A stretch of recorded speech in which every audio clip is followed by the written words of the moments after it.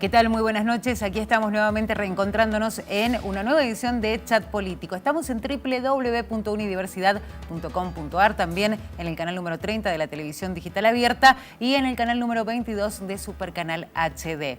Vamos a presentar a nuestro invitado de esta noche y enseguida comenzamos con la charla. Lautaro Cruciani, abogado, asesor en la Cámara de Senadores de Mendoza y secretario general del Movimiento Evita en Guaymallén. Especialista en seguridad ciudadana, posee 7 merenderos en ese departamento que toman cada vez más fuerza. Cruciani considera que la situación económica actual perjudica ampliamente la estructura monetaria de los mendocinos, que se ven cada vez más vulnerables. Un 27,3% de la población estuvo debajo de la línea de pobreza durante el primer semestre de este año, mientras que un 4,9% no logró cubrir sus necesidades básicas, entrando en la indigencia. De acuerdo con datos del INDEC, el periodo entre enero y junio del 2018 representa una leve desmejora de la situación social. Más allá de los números, la difícil realidad social se palpa de cerca en los merenderos, donde cada vez asisten más niños a comer. Para hablar de este tema y otros, nos visita en Chat Político Lautaro Cruciani, referente político y social del Movimiento Evita. Lautaro, muy buenas noches y bienvenido. Muy buenas noches a todos y a todas las que nos están viendo también, ¿no? Gracias por aceptar la invitación. Es un momento oportuno para charlar de estos temas que traen una profunda tristeza a los mendocinos y a los argentinos, ¿no? Bueno, con ese objetivo te hemos invitado para mostrar un poco lo que sucede con la pobreza en nuestra provincia, más allá de las cifras que también podemos citar a nivel nacional. Pero la primera consulta que te hacemos, Lautaro, es ¿cuál es la relación que tenés vos o que tiene el Movimiento Evita con el gobernador Alfredo Cornejo? Si existe algún tipo de vínculo. En realidad es un vínculo de ciudadano a gobernador, digamos, no hay ningún tipo de relación política más allá de esa, ¿no? Nada más que eso. Nada más que eso. Bueno, ahora nos vamos a adentrar un poco en los detalles relacionados con los números. Se hablaba de que son 300.000 los mendocinos que están justamente metidos en la pobreza. Recién hacíamos cita de los datos del primer semestre. Obviamente los del segundo semestre del año todavía no están, nos falta transitar algún tiempo, pero con la realidad que tenemos, obviamente tenemos que decir que los números no son muy alentadores, pero los vamos a repasar. Según el INDEC, hay 300.000 mendocinos en la pobreza, después de un año en que los índices reflejaron una baja, que esto fue en el 2017. Durante el primer semestre del año se volvió a hablar de pobreza, al menos de suba en la provincia, al igual que en el resto del país. Y a nivel local la indigencia bajó levemente respecto del año pasado. Pero el dato es que unas 35.000 personas en el primer semestre no llegaban a ser ni siquiera pobres. Datos muy tristes, ¿no? Lo decías vos con respecto a esta realidad. Sí, son datos muy tristes y yo permitíme descreer de esos números, ¿no? A ver, una cuestión son los números que aparecen de forma oficial o que aparecen en la televisión o que aparecen o que tira livianamente el INDEC, pero la verdad que nosotros en los merenderos que llevan adelante nuestras compañeras todos los días, a la cual le dan de comer muchos chicos, hemos visto una triplicación, digamos, de la asistencia de niños. Yo no te voy a discutir los números que tira el INDEC, digamos, certeramente, claro, porque en realidad no lo conozco. Yo te voy a hablar de la realidad que nosotros vemos todos los días. Y esa realidad nos indica que se ha subido 3 veces la asistencia de niños y además... en lo que va de este año. En lo que va de este año y sobre todo con las corridas cambiarias, y con la fuga de capitales, y con el salto del dólar, y con el encarecimiento de los productos básicos de la canasta familiar. La verdad que se nota que las familias no llegan a fin de mes y que no pueden comprar los elementos básicos de subsistencia, digamos, de las familias más de bajos recursos, ¿no? Y lo que vemos es que ya no van solamente los niños, sino también que van los abuelos y van los padres y algunos padres se quedan hasta que termine el merendero para llevarse lo que queda a la casa. Y la verdad que en un país que produce alimento para 500 millones de habitantes, es realmente muy triste que esté pasando esto. Dijiste algún dato muy importante con respecto a esto de que no solamente se ha incrementado la cantidad de chicos que van a los merenderos, sino que se puede ver a la gente más grande, estamos hablando de los abuelitos, los papás que también recurren a esto. Y no solamente es un dato bueno que estás compartiendo vos, pero también, por ejemplo, la gente del Banco de Alimentos advierte que sucede lo mismo en los lugares donde ellos están asistiendo en la actualidad. Sí. A ver, porque ¿qué pasa con estos programas de ajuste tan severos que se realizan en la población? Por ahí para un economista o para un político que está en las altas esferas nacionales o provinciales son números, digamos. Pero nosotros lo vemos en la gente y lo vemos en los compañeros que tratamos de asistir todos los días. Nosotros, más allá de la asistencia, con nuestras compañeras, lo vuelvo a repetir, tratamos de que haya una inclusión, digamos, el Estado se retira absolutamente de estos lugares y quedamos las organizaciones sociales. Y lo que nosotros tratamos de hacer, además de dar la copa de leche o además de darle la merienda o el alimento básico, tratamos de que haya una inclusión con deporte, de que haya de que los pibes puedan un poco salir de la esquina, que para nosotros no es un lugar de delincuencia como se pretende hacer creer por ahí desde el gobernador y con la implementación del nuevo código contravencional, sino que a esos pibes le tenés que dar oportunidades. Entonces nosotros trabajamos con lo que son escuelitas de fútbol, también hacemos huertas comunitarias, también hay unas profesoras que han venido a dar zumba, tratamos de hacer de todo un poco y la verdad que las compañeras hacen magia. Porque la verdad que es con lo mínimo que se hace. Lautaro, es una consulta de cuál es tu percepción con respecto a lo que sucede específicamente en esos merenderos, porque uno supone desde el otro lugar, desde el otro lugar de la sociedad que uno puede ocupar, que tenemos un trabajo, que podemos llegar a fin de mes, y la consulta es, aquellos que van al merendero, ¿es gente que no tiene trabajo o es gente que tiene trabajo y sus ingresos son muy bajos? ¿Se da ese tipo de situaciones también? La gente que va a los merenderos, a ver, primero la mayoría son niños y después vienen los padres, vienen los abuelos, ¿no? Pero las madres y los padres, los chicos que van a los merenderos trabajan. Son trabajadores y trabajadoras de la economía popular, hacen empanadas, hacen pastelitos, hacen todo lo posible para pan, hacen todo lo posible y lo salen a vender. Pero para sus poder ingresos son escasos. Son muy escasos sus ingresos, muy escasos, son ínfimos. O sea, para sostener una familia hoy en día que cuesta mucho. Que además refleja esa situación, ¿no? Trabajo en negro o trabajo, con el cual, digamos, los ingresos no alcanzan. Son muchos los datos que también se pueden sacar a partir de ahí, ¿no? Sí, lo que se ve es un aumento del trabajo precarizado.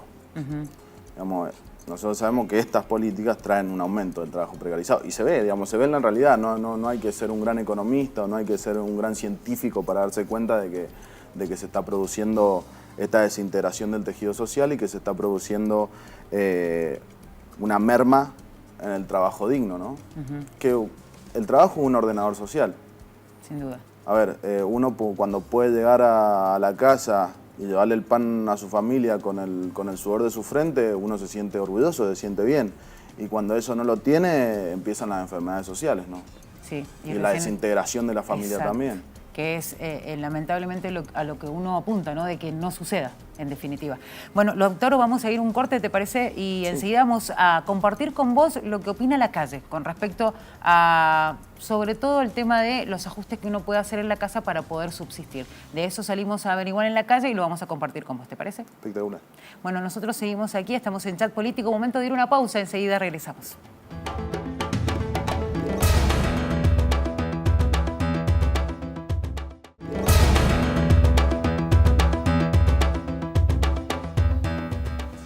Bueno, ya estamos de vuelta, es el segundo bloque de Chat Político y por supuesto ustedes saben que si quieren tomar contacto con nosotros pueden hacerlo a través de las redes sociales.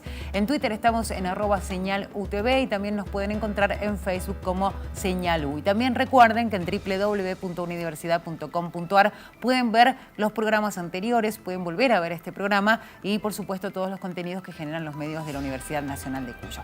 Volvemos a hablar con Lautaro Cruciani, que es referente del movimiento Evita. Habíamos quedado en que íbamos a compartir con vos, Lautaro, lo que dice la gente específicamente con respecto a cómo administra el presupuesto de la familia, del hogar, para poder llegar a fin de mes. ¿Cómo estira, digamos? ¿Cómo estira la plata? Esto nos decía. Supermercado, compras menos que antes, los productos de limpieza, lo noto muchísimo, ha aumentado una barbaridad. Los gustos que uno se daba antes, qué sé yo, salir a cenar más seguido, juntarse con amigas ya cada vez menos, o en una casa para que salga más barato. En la comida te digo, porque ya no vas a elegir el mejor artículo que te haga mejor o te haga saludable, porque todo lo que es light, que puede ser tema para los problemas de salud, como en el caso nuestro que ya está el tema de la diabetes instalada en la familia y esas cosas, te sale mucho más caro. Entonces también te ves obligado a consumir cosas más baratas. Principalmente lo primero en salidas, en lo que es ocio, entretenimiento, salís con 2x1, con descuentos. Y salís menos, digamos, que lo que salías antes. Después en algunos también a comer, por ahí te juntás y pedís en tu casa, y en vez de ir a comer afuera. En mi caso, por ejemplo, en el supermercado voy solo los días que tengo descuento con la tarjeta de crédito y busco online los catálogos y los precios y me voy fijando a ver qué conviene. Después, bueno, a la feria empezamos a ir también entre 2, 3 o por lo menos a mirar precios. O sea, te obliga a salir de tu zona de confort y bueno, empezar a buscar otras alternativas. Bueno, estamos hablando de los que pueden ajustarse y reacomodarse, pero llegar igual a fin de mes. Sí, en este caso no estaríamos hablando de los excluidos, sino de por ahí lo que podemos, digamos, si nos ajustamos un poco más, intentar llegar a fin de mes. Sí. Pero nosotros no tendríamos que estar viendo esta situación. Esta es una crisis inventada. Sí. Nosotros no tendríamos que estar ajustándonos en nuestro gusto, en nuestra recreación, en lo poco que uno puede disfrutar después de haber estado laburando toda una semana. Y para disfrutar, para ir a un cine, ya no poder ir al cine, a mí me parece una locura y me parece que en un país tan rico como la Argentina alguien se la está llevando. Claro. Evidentemente, acá hay gente que sí está ganando y hay gente que está perdiendo todos los días. Y bueno, de eso se trata, ¿no? De que la pérdida del poder adquisitivo, que es una de las cosas de las cuales siempre se menciona cuando hablamos de inflación, cuando hablamos de la pérdida del poder adquisitivo de los sueldos en comparación con esos números, y a partir de ahí cómo nos tenemos que reacomodar. Bueno, y ni hablar de aquellos que en el camino han perdido el trabajo o que tienen esta precarización laboral de la que hablábamos recién. Sí, es grave la situación. Cada vez se va más a un camino de desintegración social. Y esto que hablan de salir de la zona de confort. A ver, los trabajadores salen siempre de la zona de confort. Los trabajadores no tienen por qué pagar esta crisis. Nosotros vemos que las ganancias del capitalismo financiero, las ganancias de las empresas multinacionales más grandes, los pools de siembra, de las empresas mineras, de la banca, son exorbitantes. De las empresas que se dedican a la comercialización de energía, a la distribución de energía, son exorbitantes. Y vemos que en ese caso los precios suben por las escaleras y el sueldo sigue bajando cada día más. Entonces, evidentemente algunos vivos en nuestro país, algunos vivos en nuestra provincia se la están llevando afuera y se la están llevando todas. Ese es el problema. Vamos a repasar, Lautaro, unos tweets, ¿te parece, que reflejan lo que ustedes están haciendo en alguno de los merenderos? Sí, cómo no.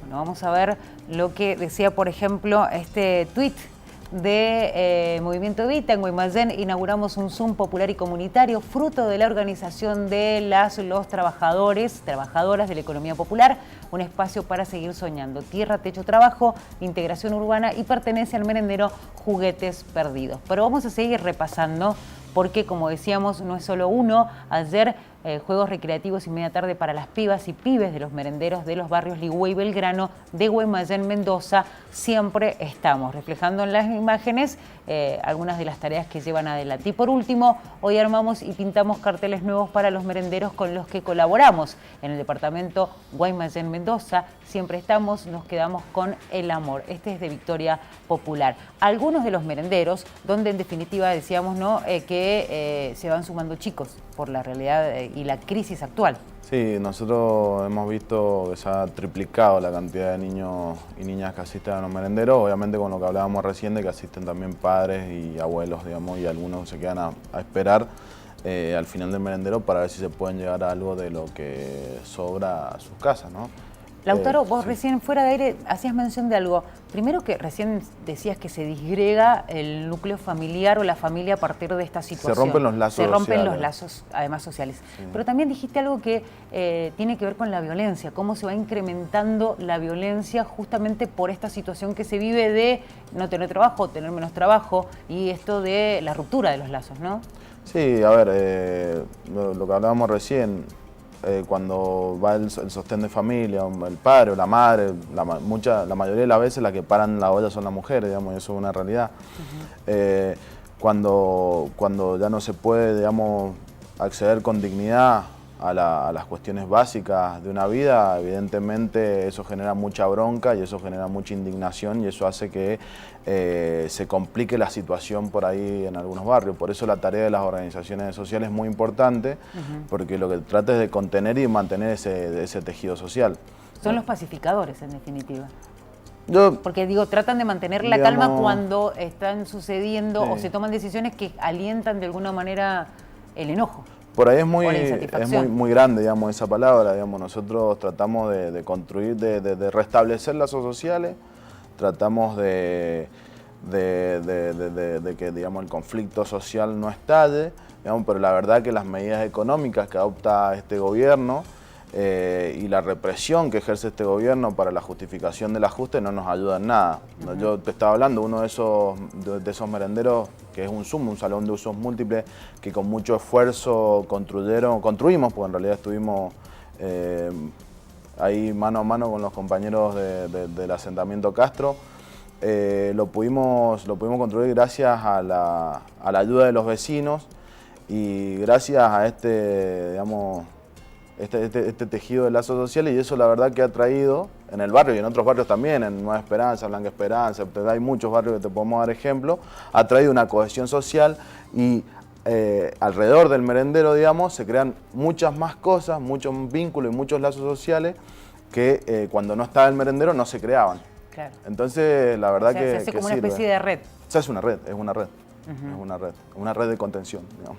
Sobre todo. Sí. Y de solidaridad, porque en definitiva... Solidaridad permanente, la verdad que el ejemplo que nos brindan los compañeros y las compañeras de los barrios en torno a la solidaridad, en torno a compartir el pan, en torno a ayudarse mutuamente, es mucho más palpable que lo que se ve en otras órbitas, en otros estratos sociales, ¿no? Eso te alimenta el alma, eso te llena. Sin duda. Bueno, Lautaro, vamos a ir a una nueva pausa. Enseguida vamos a regresar ya con el último bloque. Y bueno, le recordamos a la gente que estamos en el canal número 30 de la televisión digital abierta. Y recuerden que si quieren volver a ver el programa, tienen que ingresar en www.unidiversidad.com.ar. Ya regresamos.